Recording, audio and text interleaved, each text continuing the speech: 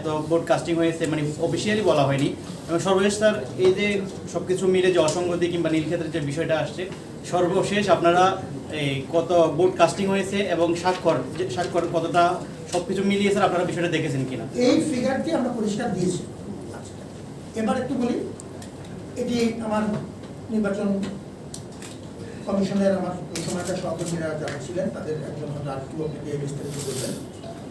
হল পর্যায়ে যে প্রাথমিক আমরা ফল ঘোষণা করেছিলাম, আমাদের মেশিন গণনার মাধ্যমে নিখুঁতভাবে হল পর্যায়ে যে ঘোষণা করা হয়েছিল সেটি আমাদের মূল ভিত্তি, তাতে কোনো ব্যাপার।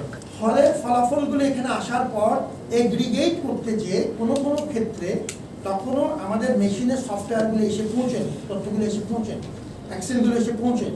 ওই সময় ম্যানুয়ালি করতে যেয়ে দু একটা জায়গায় মানবিক ত্রুটিজনিত কারণে হয়েছে, দু একটা ভুল হয়েছে, সেটি সঙ্গে সঙ্গে আমরা বিস্তারিত আপনাদেরকে বিবৃতি আকারে জানিয়েছি।